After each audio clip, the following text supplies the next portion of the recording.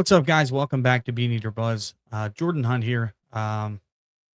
Just wanted to start getting back into this. I know it's been a while. I really miss podcasting. Really miss talking about Braves baseball, and just just wanted to get back into this. So I decided I'm going to start doing some series recaps and some series previews. And I figured, why not right now while the Braves are hot and playing well? Why not go ahead and recap what was a really fun couple series against the Cubs and the Dodgers, and then we can go ahead and kind of preview the upcoming series with the Boston Red Sox, who are coming to town tonight. Um, should be a fun series. Personally, I've always been a fan of the Boston Red Sox. Think it's the 90s kid in me who saw the 2004 Red Sox. Not only did I see them, on TV break the curse of the Bambino, but I actually got to see them play that year against the Braves. And David Ortiz hit a home run in that game, and the Braves won. So that was a lot of fun. Um, but anyways, just jumping into the first off the Dodgers series. The Dodgers series started off not so great. Okay. Series win. We went 2-1, 2-1 in that series. Not a bad series to win. Um, we have had our fair share of struggles in Dodger Stadium, so that was personally surprising to me that we won that series, especially after losing the Chris Sale start in Game One. Um, Team looked a little bit of flat, a little bit flat coming out of Seattle going into that series, and then you put yourself in a tough position where you need to win the next two to win the series, and that's all the Braves did. They come out and win each of the next two games 7-2. The second game easily could have been a shutout, 7-0, but they ended up giving up two runs in the ninth inning. I believe Lopez was the one pitching. So I remember joking with one of my friends who's a Dodgers fan and saying, someone led off that inning with a double. And I remember saying, what's hilarious, we're up 7-0, and you guys just tied us for extra base hits on the day. Which was something I wanted to touch with the Braves, is that something about this 2026 team that, is being acknowledged, but I don't think it's being talked about enough, is that they're not just winning with the home run ball. They're winning by stringing the hits together. They that first game that they won against the Dodgers, they come out and put up 7 runs. They only had one extra base hit the whole day, and it was a double. And you look at that and you say, okay, so that's a little bit different from the 2023 team, right? 2023 team just bludgeoned everybody to death by hitting homers left and right. And this team's a little bit different, maybe a little bit more complete. If we could definitely, actually, I will go ahead and say it. This team is more complete than the 2023 team, especially when it comes to the bottom of the lineup. Right, in 2023, we had Orlando Arcia playing shortstop, and when he was not on, he was not very good. And the that's not been the case with Mauricio Dubon and with Jorge Mateo, right? Not been the case at all. So yeah, it's impressive stuff there. Then we had the Strider start. Strider comes out, gives us 6 innings pitched, gives up one hit, no runs, couple of walks, and 8 Ks. Fastball looked phenomenal. And that's something that we, weren't really sure what was going to happen. So that was fun. Elder, also a great start as well. Went out and put up a pretty nice start. 8 Ks as well for Elder, against pretty stacked Dodgers lineup. So that was exciting. Um, and there's not really that much else. A couple Baldwin Olson homers in that last game. Um, and yeah, it was just a good, solid series all the way around, and it felt good to get a win in LA, because we've not had that luck the last few years.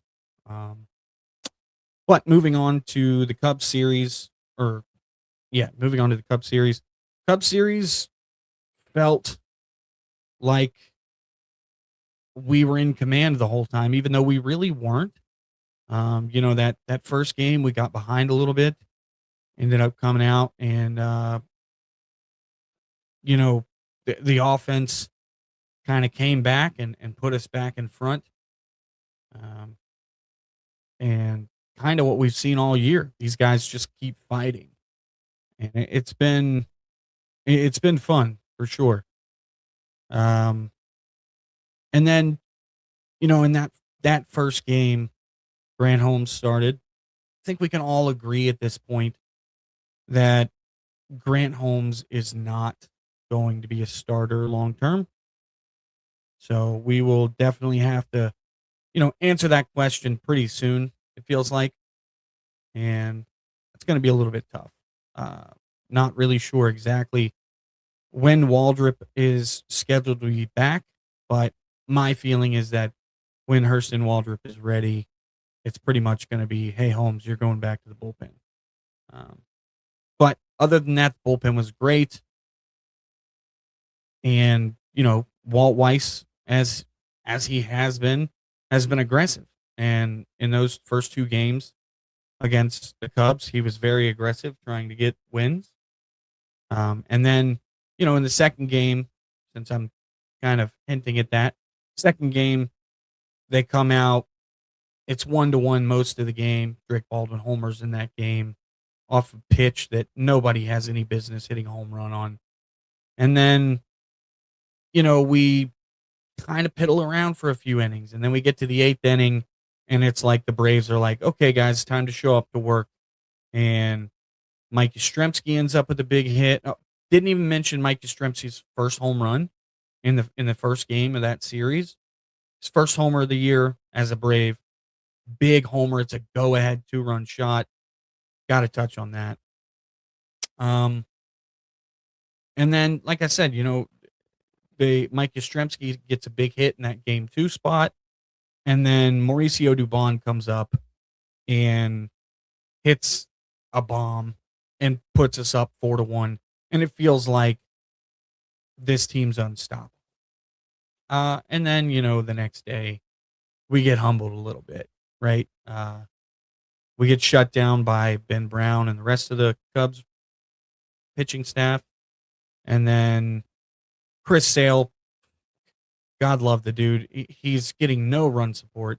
He's putting up great start after great start, and he's lost the last two starts. Um, and it's just, I feel bad for the guy. Pretty much nothing else to talk about in that game.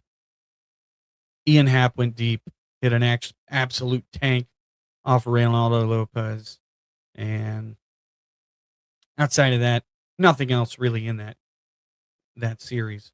But previewing this series, we got a couple fun matchups, right? We're gonna have Strider tonight, so it's interesting to see what Strider looks like second time out after looking so good, or second time out outside of Coors, right? Looked great at Dodger Stadium against a great offense. They have been struggling, so people will point to that. But when you look at the metrics, you look at the induced vertical break, you look at the velocity, all that stuff seems to be at least up a tick or two from where he was in 2025. And really that's what we need. He doesn't necessarily have to be 2023 Strider to be effective, and we saw that the other day. He's going to go against, should have looked this up. Hold on just a second. Can't remember which one we're facing tonight, but it's Connolly Early and Peyton Tolley over the next 2 days. Tonight it's going to be Connolly Early. He's got a 3.16 ERA, left-handed pitcher. The Braves rake against left-handed pitching, but these guys are pretty good. So we're gonna get a taste of their good pitching. Boston definitely has good pitching. Um, that's about the only thing. Well, not the only thing they have going for them. Their defense is incredible, so that works for them as well. But then tomorrow it's Elder versus Tolley. Tolley has a 2.78 ERA. He just came up. I think he's only made like 3 starts. He's made 4 starts, so he's been pretty good. It's only in 22.2 innings, so he's definitely due some regression a little bit, or not necessarily regression, but he's due a bad start. Everyone is every once in a while, and unless your name is Chris Sale, Paul Skeens, or Derek Scooble, or a couple other guys, maybe you could throw into that conversation right now. Shohei Otani for sure. Um, but yeah, and then Sunday it's going to be Grant Holmes. The Braves actually did publicly say that Martin Perez is going to be starting again on Monday. So that's interesting. We kind of had wondered when he was going to slot back into the rotation or how that was going to look. So now we kind of have an answer on that.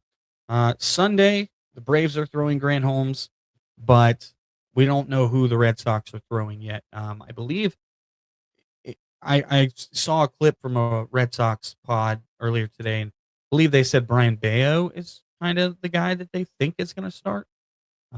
So we'll see. But it's Friday night. It's a red out. If you're going to the game, wear red, root the dudes on. They deserve it. They've had an incredible start to this year. So this is just a short little recap right here. They're probably going to be longer in the future, but today we're going to go with this. And I appreciate you guys watching. Hopefully, we can continue to talk some good Braves baseball into existence, and go Braves. You guys have a good day.